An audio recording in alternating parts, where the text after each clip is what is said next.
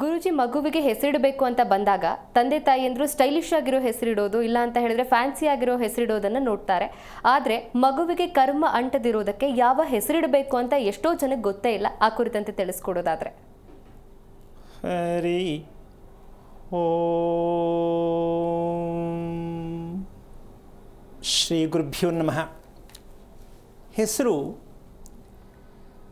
ತಂದೆ ತಾಯಿ ಒಂದು ವಿಚಾರನ ತಿಳ್ಕೋಬೇಕು.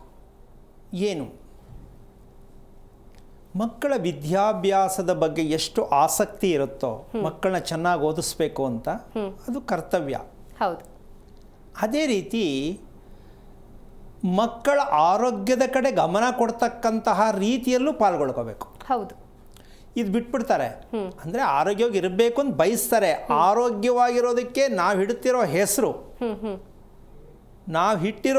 ಇಡ್ತಿರೋ ಹೆಸರು ಮಗುವಿನ ಆಕರ್ಷಣೆಗೆ ಒಳಗಾಗುವ ಹೆಸರನ್ನು ಇಡುತ್ತಿದ್ದೇವೆ. ನಮ್ಗೆ ಗೊತ್ತಿಲ್ಲ ಇನ್ನು. ಮಗುವಿನ ಹೆಸರಿನಲ್ಲಿ ಆಕರ್ಷಣೆಯನ್ನು ಉತ್ಪತ್ತಿ ಮಾಡ್ತಕ್ಕಂಥದ್ದಕ್ಕೆ ಬೀಜ ಬಿತ್ತೋದೇ ತಂದೆ ತಾಯಿ. ಓಕೆ. ಆಮೇಲೆ ದೊಡ್ಡವನಾದ್ಮೇಲೆ ಗಾಡಿ ಯಾಕೆ ಕೇಳ್ತೀಯಾ, ಕಾರ್ ಯಾಕೆ ಕೇಳ್ತೀಯಾ? ಹೌದು ಹೌದು. ಕಂಪ್ಲೇಂಟ್ಗಳು. ಹೆಸರಿಟ್ಟಿದ್ಯಾರು? ಅಪ್ಪ ಅಮ್ಮ. ಈ ಹೆಸರಲ್ಲಿ ಮಗುವಿನ ಆಕರ್ಷಣೆಗೋಸ್ಕರ ಹೆಸರಿಟ್ಟಿದ್ದೀವಿ ಅನ್ನೋದು ಅಪ್ಪ ಅಮ್ಮನಿಗೆ ಇನ್ನೂ ಗೊತ್ತಿಲ್ವಲ್ಲ ಅಂತ ಯೋಚನೆ ಮಾಡೋ ಪರಿಸ್ಥಿತಿಯಲ್ಲಿ ನಾವಿದ್ದೀವಿ. ಆದರೆ ತಂದೆ ತಾಯಿ ತಪ್ಪು ಮಾಡ್ತಾ ಇದ್ದೀವಿ ಅಂತ ಇನ್ನೂ ಅರ್ಥ ಆಗಿಲ್ಲ. ಆಮೇಲೆ ಇನ್ನೊಂದು ಹೇಳ್ತಾರೆ, ನಾವು ಭಗವದ್ಗೀತೆಯಲ್ಲಿರೋದನ್ನು ಆರಿಸಿಟ್ಟಿದ್ದೀವಿ, ಭಾಗವತದಲ್ಲಿದ್ದದನ್ನು ಆರಿಸಿಟ್ಟಿದ್ದೀವಿ, ಗಾಯತ್ರಿ ಮಂತ್ರದಲ್ಲಿರ್ತಕ್ಕಂಥನ್ನು ಆರಿಸಿಟ್ಟಿದ್ದೀವಿ, ಸೂರ್ಯಚಂದ್ರನ ಅನುಸರಿಸಿಟ್ಟಿದ್ದೀವಿ, ನಮ್ಮ ಕುಟುಂಬಸ್ಥರಲ್ಲಿ ತುಂಬ ಹೆಸರುವಾಸಿಯಾಗಿರ್ತಕ್ಕಂಥವ್ರ ಹೆಸರನ್ನಿಟ್ಟಿದ್ದೀವಿ. ಇಷ್ಟೆಲ್ಲ ದೊಡ್ಡದ ಒಂದು ಲಾಟ್ ಮಾಡಿಕೊಂಡು ಆ ಮಗುವಿನ ತಲೆ ಮೇಲೆ ಒಂದು ದೊಡ್ಡ ಕಲ್ಲು ಹಾಕಿದ್ದೀವಿ, ಆಗ್ತಾ ಇದ್ದೀವಿ ಅಂತ ಈಗ ಗೊತ್ತಾಗಲ್ಲ.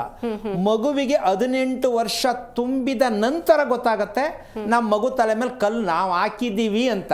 ಅವನು ಹೇಳ್ತಾನ, ಅವಳು ಹೇಳ್ತಾಳೆ, ನಿಮ್ಮ ಹೊಟ್ಟೆಲಿ ಹುಟ್ಟಿ ತಪ್ಪು,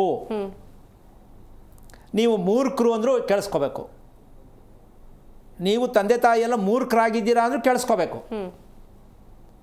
ಆದರೆ ಮನೇಲಿ ಹೇಳಿದ್ರೆ ಪರವಾಗಿಲ್ಲ, ಬೀದಿಲಿ ಹೇಳಿದ್ರೆ ಕತೆ ಏನು? ಹೌದು. ಅಲ್ಲ, ಆ ಪರಿಸ್ಥಿತಿಗೆ ಹೋಗಿದ್ದೀವಿ ನಾವು. ಕಾರಣ ಮಗುವಿಗೆ ಆಕರ್ಷಣೆ, ಆಸೆ ಬರಬಾರ್ದು. ಅದು ರೂಪಿಸೋದು ಯಾರು? ಅಪ್ಪ ಅಮ್ಮ, ತಂದೆ ತಾಯಿನೇ. ಸ್ಪರ್ಧೆ, ಚೆನ್ನಾಗಿ ಓದಬೇಕು ಇಟ್ಟರು ಆಸೆಯಲ್ಲಿ ಮೇಲೊಂದು. ಹೌದು ಹೌದು. ಹೌದಾ? ಹೌದು. ಅಲ್ಲಿಂದನೇ ಶುರು. ಚೆನ್ನಾಗಿ ಓದಬೇಕು, ಪಕ್ಕದ ಮನೆಯವನಿಗಿನ್ನ ಎದುರು ಮನೆಯವನಿಗಿನ್ನ ನಮ್ಮ ತಂಗಿ ಮಗನಿಗಿನ್ನ ನಮ್ಮ ತಮ್ಮನ ಮಗನಿಗಿನ್ನ ನೀನೇ ಫಸ್ಟ್ ರ್ಯಾಂಕ್ ಬರಬೇಕು. ಈ ಆಸೆ ಅನ್ನೋದನ್ನ ಬಿತ್ತನೆಯನ್ನು ಇವರೇ ಬಿತ್ತಿದ್ರು. ಇದರಿಂದ ರಕ್ತ, ದೇಹದಲ್ಲಿ ಹರಿತಾ ಇರ್ತಕ್ಕಂಥ ರಕ್ತ ಕೆಡುತ್ತೆ, ಕೆಟ್ಟಿರುತ್ತೆ ಅಂತ ಗೊತ್ತಿಲ್ಲ. ನಾವು ಇಡುವ ಹೆಸರಿನಿಂದ ಮಗು ಪಡುವ ಆಕರ್ಷಣೆಗೋಸ್ಕರವಾಗಿ ದೈಹಿಕ ಆಕರ್ಷಣೆ ಮುಂದಕ್ಕೆ ಹೋಗುತ್ತದು. ಈಗ ಏನೋ ಒಂದು ಆಕರ್ಷಣೆ, ನನಗದು ಬೇಕು, ಚಾಕ್ಲೇಟೇ ಅಭ್ಯಾಸ ಆಗಿರಲಿ, ಹಠ, ನನಗದು ಬೇಕು. ಅದಕ್ಕೆ ಕಾರಣ ಯಾರು? ನಿಮ್ಮ ಮಗುಗಿಟ್ಟಿರ್ತಕ್ಕಂಥ ಹೆಸರು ಕಾರಣ. ಹಾಗಂತ ಹೆಸರು ತಪ್ಪು ಅನ್ನೋದು ನಮ್ಗೆ ಹೆಂಗೆ ಗೊತ್ತಾಗೋದು? ಅದನ್ನು ಇವತ್ತು ತಿಳ್ಕೋಬೇಕು. ಮಗುವಿಗೆ ಇಡುವಂಥ ಹೆಸರಲ್ಲಿ ನಾವು ಎಷ್ಟು ತಪ್ಪನ್ನು ಮಾಡಿದ್ದೀವಿ, ಮಾಡ್ತಾ ಇದ್ದೀವಿ. ಆಮೇಲೆ ಇದಕ್ಕೊಂದು ಸಣ್ಣ ಉದಾಹರಣೆ. ಈ ರಹಸ್ಯಕ್ಕೆ ಕಾರಣಕರ್ತನಾಗಿರ್ತಕ್ಕಂತಹ ಶ್ರೀಮನ್ನಾರಾಯಣನ ಪಾದ ಕಮಲಗಳಿಗೆ ಕೋಟಿ ಕೋಟಿ ನಮನಗಳನ್ನು ಅರ್ಪಣೆಯನ್ನು ಮಾಡಿ,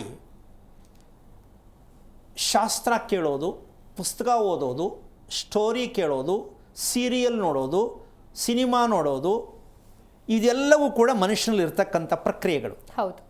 ಅದು ಕೆಲವ್ರು ಬೇಕು, ಕೆಲವ್ರು ಬೇಡ ಅಂತೂ ಇರುತ್ತಲ್ವಾ? ಯಾಕೆ ಇದೆಲ್ಲ ಬೇಕು ಮನುಷ್ಯನಿಗೆ ಅಂದರೆ ಉತ್ತರ ಏನಮ್ಮ? ಇದೆಲ್ಲ ಮನುಷ್ಯನಿಗೆ ಏನಕ್ಕೆ ಬೇಕು? ಓದೋದೇನಕ್ಕೆ, ಶಾಸ್ತ್ರ ಕೇಳೋದೇನಕ್ಕೆ, ದೇವಸ್ಥಾನಕ್ಕೆ ಹೋಗೋದೇನಕ್ಕೆ, ಊಟ ಮಾಡೋದೇನಕ್ಕೆ, ಮಲಗೋದೇನಕ್ಕೆ, ಈ ಥರ ಎಲ್ಲ ಇದೆಲ್ಲ ಏನಕ್ಕೆ ಬೇಕಾಗತ್ತೆ? ಓದಿಸಲು ಎಲ್ಲ ಸೇರಿ ಮನುಷ್ಯನಿಗೆ ಬೇಕು ಸಂದರ್ಭಕ್ಕನುಸಾರವಾಗಿ. ಏನಕ್ಕೆ ಬೇಕಾಗತ್ತೆ ಅನ್ನೋ ಪ್ರಶ್ನೆ ಹಾಕಿದ್ರೆ ಉತ್ತರ ಹೇಳೋದು ತುಂಬ ಕಷ್ಟ ಆಗತ್ತೆ. ಹೌದು ಅಲ್ವಾ? ಒಬ್ಬೊಬ್ಬರು ನಂತರ ಹೇಳ್ಬೋದು, ನಾನೇ ನೇರವಾಗಿ ಹೇಳ್ಬಿಡ್ತೀನಿ. ಏನಪ್ಪ ಅಂದರೆ, ನಮ್ಮಲ್ಲಿರುವಂಥ ಕೊಳೆಯನ್ನು ತೊಳ್ಕೋಬೇಕು. ನೀವೇನು ಪುಸ್ತಕ ಓದ್ತೀರಾ, ಮನಸ್ಸು ಖುಷಿ ಆಗಬೇಕು. ದೇವಸ್ಥಾನಕ್ಕೆ ಹೋಗ್ತೀರಾ, ಮನಸ್ಸು ಖುಷಿ ಆಗಬೇಕು. ಹೌದು. ಊಟ ಮಾಡ್ತೀರಾ, ಮನಸ್ಸು ಖುಷಿ ಆಗಬೇಕು. ಮಲ್ಕೋತೀರಾ, ಖುಷಿ ನಿದ್ದೆ ಬರಬೇಕು. ಸೊ ನಿಮ್ಮಲ್ಲಿರ್ತಕ್ಕಂತಹ ಯಾವುದೇ ಬೇಡದೇ ಇರತಕ್ಕಂಥದ್ದೆಲ್ಲ ಹೊರಗಾಕ್ಲಿಕ್ಕೆ ಈ ವಿಚಾರವನ್ನು ತಿಳಿಬೇಕು ಅಂತ ನಮ್ಮ ಜನಕ್ಕೆ ಇನ್ನೂ ಅರ್ಥನೇ ಆಗಿಲ್ಲ, ಹಾಗೇ ಇಲ್ಲ. ನಮ್ಮ ಜನ ಕೇಳೋದೇನು ಅಂದರೆ ಯಾಕೆ ಹಿಂಗಾಯಿತು, ಏನಕ್ಕೆ ಹಿಂಗಾಯಿತು, ನಮ್ಮ ಮಗ ಯಾಕೆ ಹಿಂಗೆ, ನಮ್ಮ ಮಗಳು ಯಾಕೆ ಹಿಂಗೆ, ನನ್ನ ಹೆಂಡತಿ ಯಾಕೆ ಹಿಂಗೆ, ನನ್ನ ಗಂಡ ಯಾಕೆ ಹಿಂಗೆ, ಪ್ರಪಂಚ ಯಾಕೆ ಹಿಂಗೆ, ಓವರಾಲ್ ಎಲ್ಲವೂ ಯಾಕೆ ಹಿಂಗೆ ಕ್ವಶನ್. ಪ್ರಶ್ನೆ. ಈ ಉತ್ತರ ಸಿಕ್ಕಿದೆ ಅನ್ಕೋತೀಯಾ? ಇಲ್ಲ ಗುರುಜಿ.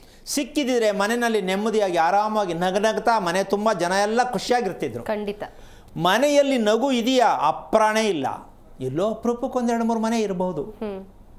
ಆದರೆ ಇದನ್ನು ನಾವು ಇವತ್ತು ಯಾಕೆ ಈ ಪದವನ್ನು ಬಳಸ್ತಾ ಇದ್ದೀನಿ ಅಂದರೆ, ಈಗ ನಾನು ಹೇಳ್ತಕ್ಕಂಥ ಕೆಲವೊಂದು 2 ವಿಚಾರ ನಿಮಗೆ ಆಶ್ಚರ್ಯ ಕೂಡ ಆಗತ್ತೆ. ಯಾಕೆ ಅಂದರೆ ಇದಾಗೋ ಕೆಲಸನ ನಮ್ಮ ಕೈಲಿ ಮಾಡೋಕ್ಕಾಗತ್ತಾ ಅಂತ ನೀವು ಅಂದ್ಕೋತೀರಾ. ನೀವು ಅಂದ್ಕೊಂಡ್ರೂ ಪರವಾಗಿಲ್ಲ, ನಾನು ಹೇಳಲೇಬೇಕಾಗತ್ತೆ. ನೀವು ತಿಳ್ಕೊಂಡ್ರೆ ತಿಳ್ಕೊಬೋದು, ಬಿಟ್ಟರೆ ಬಿಡ್ಬೋದು. ಇದನ್ನು ನಂಬೇಕಾ ನಂಬಾರ್ದ ಡಿಸೈಡ್ ನಿಮ್ಮದು. ಈಗ ಹೇಳುವ ವಿಚಾರ ಆಶ್ಚರ್ಯಕವಾದ ರೀತಿಯಲ್ಲಿ ಇರ್ತಕ್ಕಂಥ ವಿಚಾರನೇ, ನಂಬಕ್ಕಾಗದೇ ಇರತಕ್ಕಂಥ ವಿಚಾರನೇ ಅಂತಲ್ಲ. ಆದರೆ ಅದನ್ನು ನೀವು ಕ್ರೋಢೀಕರಣ ಮಾಡ್ಕೊಂಡಿಲ್ಲ. ವಿಷಯ ಗೊತ್ತು, ಬಳಸೋದು ಗೊತ್ತು ಅನ್ನೋದು ಗೊತ್ತಿಲ್ಲ, ಅದನ್ನು ಬಳಸ್ಕೋಬೇಕು ಗೊತ್ತಿಲ್ಲ. ಹೇಗೆ ಅಂದರೆ ಗಂಡ ಹೆಂಡತಿ ಮನೇಲೇ ಇರ್ತಾರೆ, ರಜಾ ಇವತ್ತು ಮನೇಲೇ ಇರ್ತಾರೆ ಯಜಮಾನರು ಅಂತ ಹೆಂಡತಿಗೂ ಗೊತ್ತು. ಆಯ್ತು. ನಾನು ರಜಾ ಇವತ್ತು ಮನೇಲೇ ಇರ್ತೀನಿ ಅಂತ ಗಂಡನಿಗೆ ಗೊತ್ತು. ಆದರೆ ಅವರೊಂದು ಕಡೆ ಇರ್ತಾರೆ, ಇವರೊಂದು ಕಡೆ ಇರ್ತಾರೆ, ಅಂತೂ ಮನೇಲಿ ಇರ್ತಾರೆ. ಎಲ್ಲಿ ಸಂಡೇ ಎಲ್ಲ ಆಯ್ತದು? ಹೌದು ಅಲ್ಲ. ಕೊನೆಯಲ್ಲಿ ಭಾನುವಾರ ಇವತ್ತು ಏನು ಕಾಯ್ದು, ಏನು ಮಾಡ್ದೋ ನಾವು, ಏನೂ ಇಲ್ಲ, ಖುಷಿ ಏನೂ ಇಲ್ಲ, ಏನಕ್ಕಿದು ಅಲ್ವಾ? ಅಂದರೆ ನಮಗೆ ಬಳಸುವ ವಿಧಾನ ತಿಳಿದಿಲ್ಲ, ತಿಳಿಯುವುದೂ ಇಲ್ಲ. ಅದಕ್ಕೊಂದು ದೊಡ್ಡ ಕಾರಣ ಇದೆ. ಈಗ ಹೇಳಿದಂತಹ ವಿಚಾರ ನವಗ್ರಹಗಳು ಸ್ವಲ್ಪ ಪ್ರತಿಯೊಬ್ಬರು ಅರ್ಥ ಮಾಡಿಕೊಂಡು ನಿಧಾನವಾಗಿ ತಾಳ್ಮೆಯಿಂದ, ಇವತ್ತೇನು ಹೇಳಿದ್ದೀನಿ ನಾನು, ನೀವು ಯಾವುದನ್ನೇ ಆಗಲಿ ಚೆನ್ನಾಗಿ ಕೇಳಿಸ್ಕೊಂಡು ಅರ್ಥ ಮಾಡ್ಕೊಳ್ಳಿ. ಯಾರೇ ಆಗಿರಲಿ, ನಿಮ್ಗೆ ಎಷ್ಟೇ ವಿಷಯ ಗೊತ್ತಿದ್ರು ವಿಚಾರವನ್ನು ಚೆನ್ನಾಗಿ ಕೇಳಿಸ್ಕೊಳ್ಳಿ, ಕೇಳಿಸ್ಕೊಂಡು ಅರ್ಥ ಮಾಡ್ಕೊಳ್ಳಿ, ಅರ್ಥ ಮಾಡಿಕೊಂಡು ಪ್ರಯತ್ನ ಮಾಡಿ. ಹೇಳಿದ ತಕ್ಷಣ ಏನೋ ಸುರು ಹಚ್ಕೊಳ್ಳೋಕೆ ಹೋಗಬೇಡಿ. ಯಾಕೆ ಅಂದರೆ ವಿಚಾರ ಅಷ್ಟು ಅದ್ಭುತವಾಗಿರ್ತಕ್ಕಂತಹ ವಿಚಾರ ಆಗಿದೆ. ಬೇರೆಯವರಿಗೆಲ್ಲ ಸ್ವಲ್ಪ ಮೆಣಸಿನ್ಕಾಯಿ ಕಣ್ಣಲ್ಲಿ ಇಕ್ಕದಂಗೂ ಆಗ್ಬೋದು. ಯಾಕೆಂದರೆ ಇದನ್ನು ಹೇಳ್ತಾ ಇರ್ತಕ್ಕಂಥವ್ರಿಗೆ ಕಣ್ಣಿಗೆ ಮೆಣಸಿನ್ಕಾಯಿ ಇಕ್ಕದಂಗೆ ಆಗ್ಬೋದು. ಇವಾಗ ನಾನು ಹೇಳಿದ ವಿಷಯ ಅಂತಹ ಅಮೂಲ್ಯವಾದ, ಅದ್ಭುತವಾದ, ರಹಸ್ಯಕರವಾದಂಥ ವಿಚಾರವನ್ನು ತಿಳಿಬೇಕಾದ್ರೆ ಇಷ್ಟೆಲ್ಲ ನಾನು ಹೇಳಲೇಬೇಕಾಗತ್ತೆ.